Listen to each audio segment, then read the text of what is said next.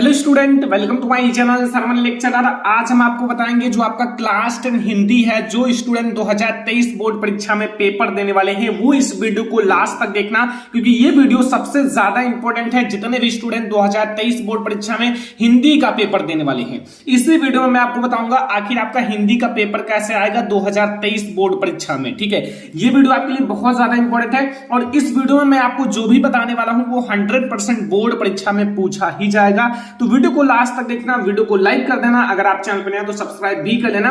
देखो, हम लोग देखने वाले हैं सबसे पहले जितने भी आपके महत्वपूर्ण निबंध हैं। ठीक है, देखो मैंने हर साल बताया है कि ये आपके इंपॉर्टेंट निबंध है और हर साल बोर्ड परीक्षा में आया है, तो इसलिए मैं आपको वो निबंध बताऊंगा जो बोर्ड परीक्षा में 100% आपका आएगा। तो जितना निबंध बता रहा हूं उसको तैयार करके जाना, फिर बोर्ड एग्जाम में आपका इससे बाहर कुछ नहीं आने वाला है। और मैं इसी वीडियो में बताऊंगा कि निबंध कैसे लिखें बोर्ड परीक्षा में। ठीक है, आप निबंध बोर्ड परीक्षा में कैसे लिखो ताकि आपको फुल मार्क्स मिले। ठीक है, एक भी मार्क्स आपका बोर्ड एग्जाम में ना कटे निबंध में, तो आप लोग लास्ट तक जरूर देखना। सबसे पहले हम लोग देखेंगे जितने भी आपके महत्वपूर्ण निबंध हैं जो बोर्ड एग्जाम के लिए वेरी इंपॉर्टेंट है। ठीक है, तो सबसे पहला निबंध आपको दिख रहा है, सबसे पहला निबंध है राष्ट्र प्रेम की भावना। वेरी इंपॉर्टेंट है। देखो, क्लास 10 के लिए मैं जितना निबंध बता रहा हूं वो सारे वेरी इंपॉर्टेंट है, ज्यादा मैं नहीं बताऊंगा, आप याद कर सकते हो। अगर एक दिन में आप एक निबंध याद करो तो भी आप जल्दी से जल्दी खत्म कर सकते हो। तो ये निबंध आपके लिए बहुत ज्यादा इंपॉर्टेंट है, आपके बोर्ड एग्जाम के लिए, राष्ट्र प्रेम की भावना। तो आप लोग इसको जरूर तैयार कर लेना। ठीक है, एक बार आप लोग कॉपी में लिखकर प्रैक्टिस कर लेना ताकि आप लोग बोर्ड एग्जाम में जब बैठो लिखने के लिए तो आप लोग उसे जल्दी से जल्दी और कम समय में लिख सको। ठीक है, और दूसरा जो आपको निबंध तैयार करना है वो है प्रदूषण की समस्या तथा समाधान। ये आप लोग लिख लो कि बोर्ड एग्जाम में आएगा तो आएगा। क्यों? क्योंकि ये बोर्ड एग्जाम में लगातार आ रहा है। ठीक है, हर साल लगभग आता है। ठीक है, अगर आप प्रीवियस ईयर का पेपर देखोगे तो वहां भी ये निबंध आपको दिखाई देगा। तो प्रदूषण की समस्या तथा समाधान पर आप लोगों को निबंध जरूर तैयार कर लेना है और अभी मैं आपको इस निबंध को तैयार करा दूंगा। ठीक है, तो ध्यान रखना, अभी मैं आपको बताऊंगा कि बोर्ड एग्जाम में निबंध कैसे लिखा जाता है सब कुछ। तो ये आपको दूसरा जो निबंध तैयार कर लेना है वो कौन सा है? प्रदूषण की समस्या तथा समाधान। बहुत ज्यादा इंपॉर्टेंट है, तैयार कर लेना और अपने भाषा में भी इसे लिख सकते हो क्योंकि आप भी समझते हो आखिर प्रदूषण क्या है, प्रदूषण कैसे हमारे लिए हानिकारक है, ये सारी चीजें आप समझते हो। ठीक है, प्रदूषण कहां से आता है तो अपने लैंग्वेज में भी इस बारे में लिख सकते हो प्रदूषण के बारे में। और तीसरा जो आपको तैयार कर लेना है वो है वृक्षारोपण। वृक्षारोपण के बारे में आपको निबंध लिखना है। ठीक है, ये निबंध बहुत ज्यादा इंपॉर्टेंट है क्योंकि आजकल क्या होता है ना, जैसे वृक्ष को लगाओ। ठीक है, क्योंकि लगाने से आपको बहुत सारी चीजें, पहली बात तो आपको O2 अर्थात ऑक्सीजन मिलता है। ठीक है, और जब आप वृक्ष को काटते हो तो आपको बहुत सारी चीजों की हानियां होती हैं। ठीक है, तो आप लोगों को इस निबंध को तैयार कर लेना है। अगर आपको नहीं पता तो आप लोग कमेंट कर देना, मैं इस निबंध को जरूर बता दूंगा। ठीक है, देखो वृक्ष लगाने के बहुत सारे आपके फायदे हैं। ठीक है, और वैसे भी आपका प्रदूषण भी ये वृक्ष कम करता है। वृक्ष अगर आप काटते हो तो प्रदूषण ज्यादा होगा, लेकिन आप वृक्ष ज्यादा से ज्यादा लगाते हो तो उससे प्रदूषण भी कम होता है और अपना एनवायरनमेंट स्वच्छ रहता है। ठीक है, चौथा है विज्ञान वरदान है या अभिशाप। इस पर आप लोग तैयार करना, विज्ञान वरदान है या अभिशाप, ये भी आपके बोर्ड एग्जाम में पूछा जाता है। देखो, विज्ञान वरदान है, वरदान का मतलब है कि आप जैसे मनुष्यों के लिए वरदान है या फिर एक लोग आपका अभिशाप है या फिर दूसरा जो है वो अभिशाप है। अब अपने अकॉर्डिंग बताओ, विज्ञान वरदान है या अभिशाप है। ठीक है, अब दोनों में तर्क देना है। वरदान है तो वरदान कैसे है और अभिशाप है तो अभिशाप कैसे है। ठीक है, तो आप लोग लिख कर प्रैक्टिस कर लेना। वैसे मैं आपको इसको पढ़ा दूंगा, वैसे पहले भी पढ़ाया है।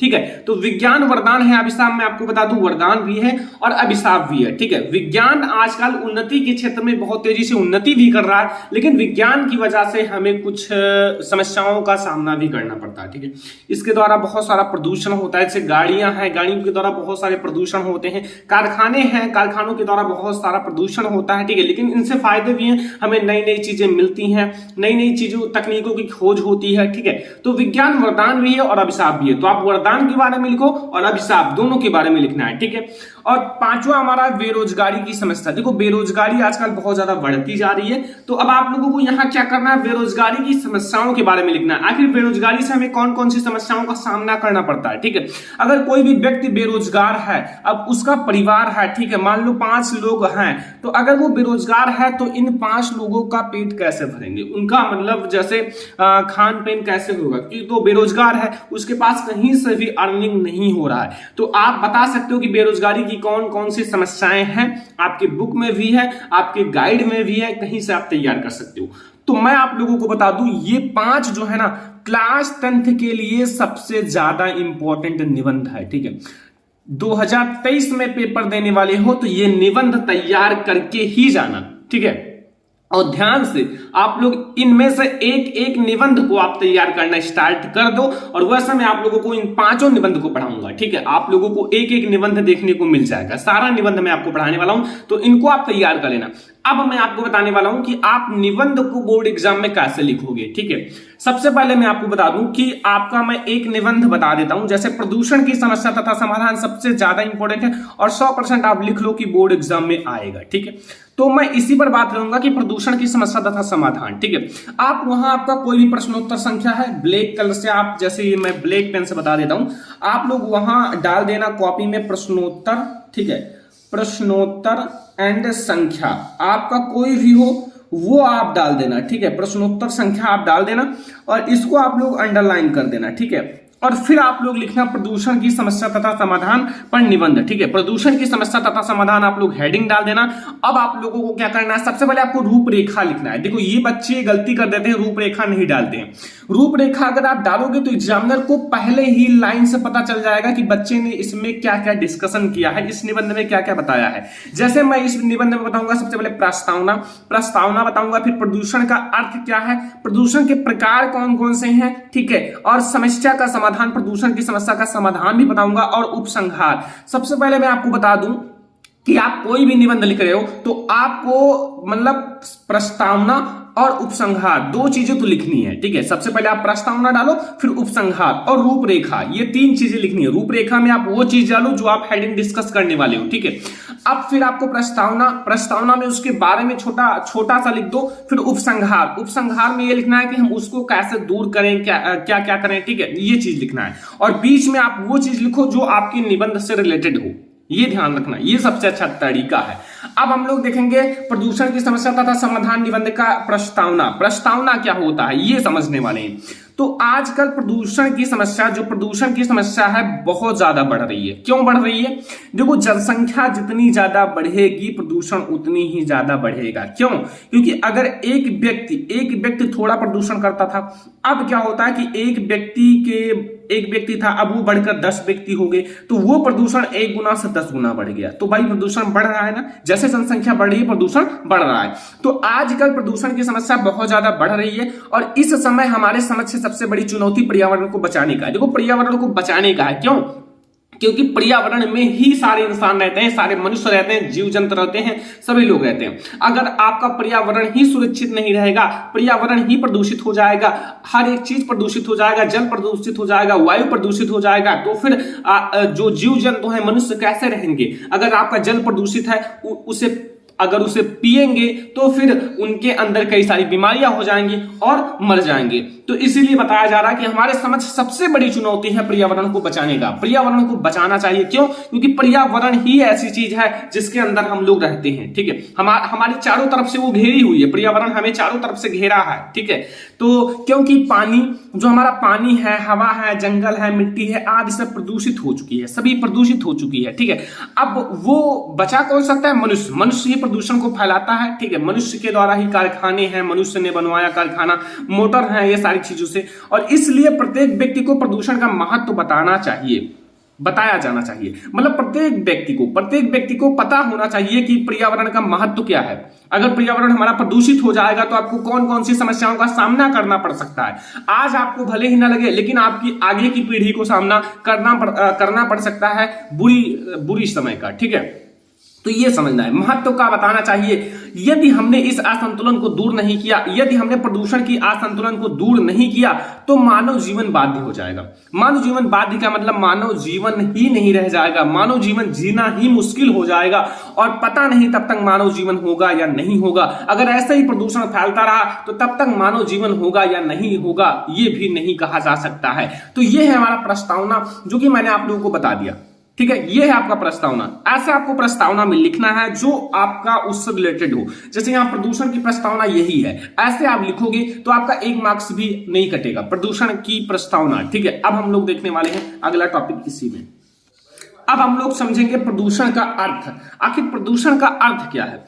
तो संतुलित वातावरण में ही मानव जीवन विकास संभव है। मतलब अगर आपका वातावरण संतुलित है, शुद्ध है, तभी मानव जीवन का विकास संभव है। ठीक है, संभव का मतलब संभव है। ठीक है, एंड पर्यावरण का निर्माण प्रकृति के द्वारा किया गया है। जो पर्यावरण है, पर्यावरण का निर्माण प्रकृति के द्वारा किया गया। ऐसा नहीं कि मनुष्य के द्वारा किया गया फिर से पर्यावरण बना दिया जाएगा, नहीं, प्रकृति के द्वारा इसका निर्माण किया गया है। ठीक है, बढ़ती हुई जनसंख्या जो है पर्यावरण के संतुलन को बिगाड़ कर दूषित कर देते हैं। मतलब जो बढ़ती हुई जनसंख्या है वो पर्यावरण को दूषित कर रहे हैं, बिगाड़ कर दूषित कर रहे हैं। इस प्रकार वातावरण को प्रदूषित करने को प्रदूषण कहते हैं। और जनसंख्या की असाधारण वृद्धि और औद्योगिक प्रगति, औद्योगिक प्रगति का मतलब नए नए मशीनों की खोज, कारखाने और जो प्रदूषित कर रही है। ठीक है, बहुत सारा उनसे प्रदूषण निकल रहा है, तो प्रदूषण की समस्या को जन्म दिया है। इससे मानव को संकट उत्पन्न हो सकता है। ये आपको लिखना है प्रदूषण का अर्थ। आखिर प्रदूषण का अर्थ क्या है? ठीक है, उसका मीन्स क्या है? तो ये आप लोगों को पता चल गया आखिर प्रदूषण का अर्थ क्या है। ओके, अब देखो यहां मैं आप लोगों को बताने वाला हूं, यहां आप लोग हेडिंग डाल दो ना, प्रदूषण के प्रकार। ठीक है, प्रदूषण के प्रकार। देखो मैं आप लोगों को प्रकार के बारे में बताने वाला हूं। ठीक है, अर्थ तो मैंने बता दिया, अब आप लोग हेडिंग डाला प्रदूषण के प्रकार या प्रदूषण का प्रकार। ठीक है, आज के वातावरण में प्रदूषण इन रूपों में दिखाई देता है, इन रूपों में दिखाई देता है। कौन कौन से? पहला प्रकार है वायु प्रदूषण। वायु प्रदूषण बहुत ज्यादा फैल रहा है। देखो वायु जीवन का अनिवार्य स्रोत है। देखो वायु से हमें O2 मिलता है, ऑक्सीजन मिलता है, और ऑक्सीजन हमारे लिए सबसे ज्यादा इंपॉर्टेंट है। तो वायु जो है जीवन का अनिवार्य स्रोत है। प्रत्येक प्राणी को स्वस्थ रहने के लिए या स्वस्थ रूप से जीने के लिए शुद्ध वायु अर्थात ऑक्सीजन की आवश्यकता होती है। प्रत्येक मनुष्य के लिए ऑक्सीजन बहुत ज्यादा इंपॉर्टेंट है। आजकल वायुमंडल में भी ऑक्सीजन का संतुलन बिगड़ रहा है।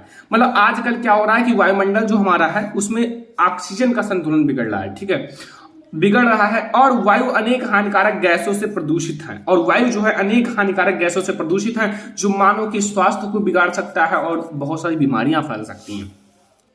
अगला है जल प्रदूषण। जल में समझो, जल को ही जीवन कहा जाता है, जल ही जीवन है। ठीक है, आप लोगों ने सुना होगा। और आजकल इतना प्रदूषण बढ़ रहा है, आजकल इतना ज्यादा प्रदूषण बढ़ रहा है कि जल भी प्रदूषित हो रहा है। मतलब हमारा जल भी प्रदूषित हो रहा है, क्योंकि अगर वातावरण प्रदूषित है तो भूमि पर जल है तो जल भी प्रदूषित होंगे।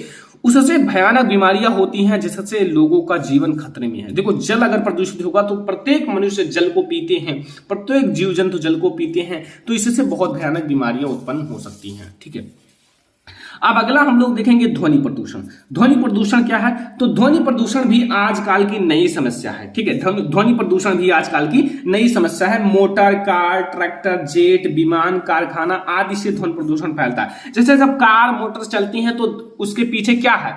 देखो ध्वनि भी होती है और धुआं भी निकलता है, तो वो सब प्रदूषित करते हैं। ठीक है, अगला है हमारा रासायनिक प्रदूषण। देखो द्रव्यों के अलावा रोगनाशक, कीटनाशक दवा से हमारे रासायनिक खादों से स्वास्थ्य पर प्रतिकूल प्रभाव पड़ता है। ऐसा होता है ना, सब अपनी कृषि को, खेत को अच्छा बनाने के लिए, ज्यादा उपज करने के लिए, ज्यादा उत्पादन करने के लिए कई प्रकार के रसायन डालते हैं, खाद डालते हैं, दवा डालते हैं, तो वो भी काफी ज्यादा हानिकारक होता है। ठीक है, समस्या का समाधान कैसे होगा? वातावरण को प्रदूषण से बचाने के लिए वृक्षारोपण, वृक्ष को ज्यादा से ज्यादा लगाओ, सर्वश्रेष्ठ साधन है। दूसरी ओर वृक्ष के अधिक कटाव पर रोक लगाई जाए, मतलब लगाई जानी चाहिए। जो वृक्ष काटा जाता है ना, जैसे वृक्ष है, वृक्ष को जो काटा जाता है उस पर रोक लगाओ। ठीक है, और बढ़ती हुई जनसंख्या और औद्योगिकीकरण के विश्व के सम्मुख प्रदूषण की समस्या पैदा कर दी है, तो जनसंख्या को नियंत्रण करो, ज्यादा जनसंख्या मत बढ़ाओ। ठीक है, आजकल वायु प्रदूषण, जल प्रदूषण, ध्वनि प्रदूषण, रासायनिक प्रदूषण आदि को कम करो। ठीक है, इन सबको कम करो, ज्यादा से ज्यादा लोग जाने प्रदूषण के बारे में, पर्यावरण को बचाना सीखें। ठीक है, को कम करो और उसको समाप्त करने का प्रयास करो ताकि प्रदूषण खत्म हो सके, ताकि जो हमारा प्रदूषण खत्म हो सके। लास्ट हमारा है उपसंहार। उपसंहार में क्या लिखना है समझ लो। प्रसन्नता की बात यह है कि भारत सरकार प्रदूषण की समस्या के प्रति जागरूक है। मतलब जो भारत सरकार है वो समस्या के प्रति, जो प्रदूषण की समस्या है इसके प्रति जागरूक है। उसने सन 1974 में जल का निवारण अधिनियम लागू किया था। वृक्ष को काटने पर कठोर नियम बनाए गए हैं। सभी लोगों को वृक्षारोपण के लिए प्रोत्साहित किए गए हैं। मतलब वृक्ष को काटने का नियम बनाया गया कि ना काटा जाए, नहीं तो उन्हें जेल भी जा सकते हैं। और हाँ, और आपका सभी लोगों को प्रोत्साहित किया जाता है कि वृक्ष लगाएं। ठीक है। न्यायालय द्वारा प्रदूषण फैलाने वाले उद्योग को महानगरों से बाहर ले जाने के लिए आदेश दिए। यह संकल्प लें कि जीवन में आने वाले शुभ अवसर पर एक वृक्ष जरूर लगाएं। तो ये आपका है कौन कौन से इंपॉर्टेंट आपके निबंध हैं। जितने इंपॉर्टेंट निबंध है वो बता दिया, 5 मोस्ट इंपॉर्टेंट निबंध, और निबंध हमें कैसे लिखना है वो भी मैंने आपको बता दिया। ठीक है। तो अगर आपको ये वीडियो पसंद आया हो, लाइक करना, शेयर करना अपने फ्रेंड्स के साथ, चैनल पर ना तो सब्सक्राइब भी कर लेना। अब हम लोग क्या करेंगे, अगला टॉपिक हम लोग जैसे जीवन परिचय है, कैसे लिखें, कौन सा इंपॉर्टेंट है, वो हम लोग अगले वीडियो में देखेंगे। ऐसे हम एक एक टॉपिक को डिस्कस करने वाले। तो चलो फिर मिलते हैं नेक्स्ट इंपॉर्टेंट वीडियो में। तब तक के लिए धन्यवाद।